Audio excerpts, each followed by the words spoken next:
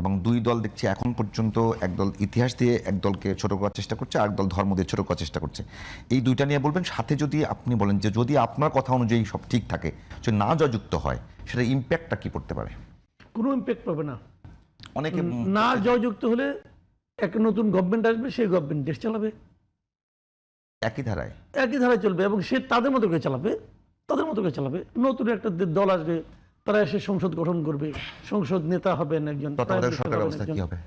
কি তত্ত্বাবধায়ক সরকার ব্যবস্থা? তত্ত্বাবধায়ক সরকার একটিভাবে তো আছে, এটা একটিভাবে মধ্যে আছে না, তত্ত্বাবধায়ক সরকার ব্যবস্থা আছে তো। যদি বিএনপি আসে, বিএনপি তত্ত্বাবধায়ক সরকার ব্যবস্থা কায়েম করবে।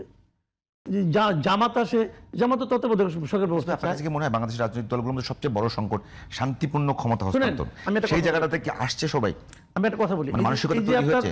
জুলাই সনদ আছে না, এই জুলাই সনদে যা যা কথা আছে এগুলি কি আর কোথাও নাই? এটা কি জুলাই সনদে আপনাকে কায়েম করতে হবে? জুলাই সনদে সবকিছু কি ভালো? সবকিছু কি ভালো? অনেক কিছু দিয়ে আমার আপত্তি আছে, আবার অনেক কিছু ভালো। একটা আইনি বাধ্যবাধকতা, আইনি বাধ্যবাধকতা দেওয়া উচিত না ভাই? জুলাই সনদের কোনো আইনি ভিত্তি নাই, জুলাই সনদের কোনো আইনি ভিত্তি নাই। জুলাই সনদে পাস করে তবুও কোনো আইনি ভিত্তি তৈরি হবে না। আইনি ভিত্তি হবে তখন, হানা ভোটটাই তো আইনি ভিত্তি নাই। আইনি ভিত্তি হবে তখন যখন এটা পরবর্তী সংসদ এটাকে অনুমোদন করবে। পরবর্তী সংসদ অনুমোদনের আগ পর্যন্ত এগুলি কোনো কিছু কোনো আইনি ভিত্তি নাই। বলে দিলাম না, এই যে এখন এইটা করতেছে, ওইটা করতে, এই যে মনে করেন আপনার আওয়ামী লীগকে স্থগিত করছে, আওয়ামী লীগের কার্যক্রম স্থগিত করছে না, এগুলো কোনো আইনি ভিত্তি আছে নাকি?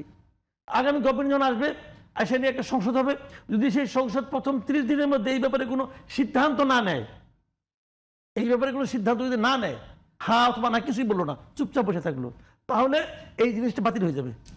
যত অধ্যাদেশ আছে সব বাতিল হয়ে যাবে। এখন তো ইচ্ছা করলে মুহূর্তের মধ্যে অধ্যাদেশ নিয়ে আসে, এটা করো সেটা করো, অধ্যাদেশ নিয়ে আসে। এই অধ্যাদেশগুলোর নিয়ম কি?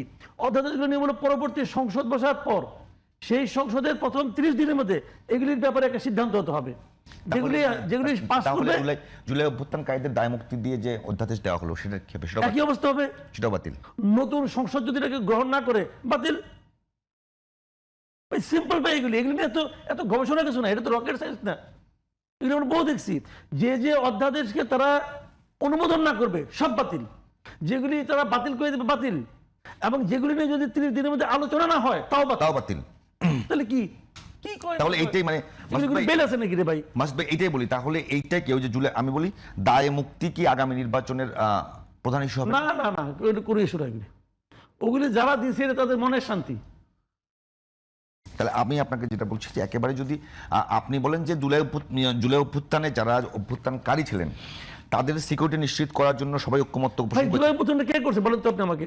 ছাত্র জনগণ করছে। সামনে কিছু মুখ ছিল যাদেরকে আসামি করা যায়, সামনে যারা আসামি করা যায়, আসামি করলে সবাই করতে হবে।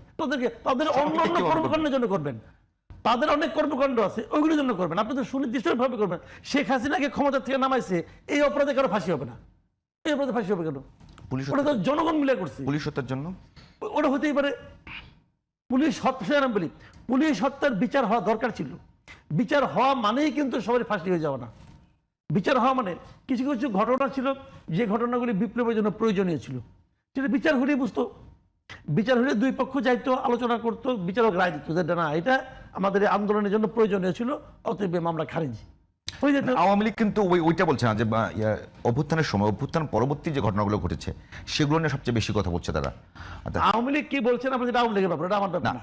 অনেকে বলছে যে জুলাই অভ্যুত্থান এবং যদি না জয়যুক্ত হয়ে যায়, আওয়ামী লীগের দেশে ফিরে আসা এবং আওয়ামী লীগের রাজনীতিতে প্রতিষ্ঠিত হওয়ার সুযোগ এগুলোর সঙ্গে কোনো সম্পর্ক নাই। জয়যুক্ত হলেও আওয়ামী লীগের দেশে আসবে, ফেরত আসবে। আসবে না কেন? কেন আসবে না?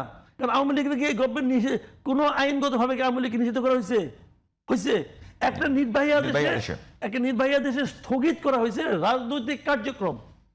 আওয়ামী লীগের যদি রাজনৈতিক দল থাকে, একটা অফিস থাকে, আওয়ামী লীগের যে এলাকায় যে সভাপতি আছে, সেই সভাপতিকে নিষিদ্ধ করা হয়নি তো, অফিসটাকেও নিষিদ্ধ করা হয় নাই।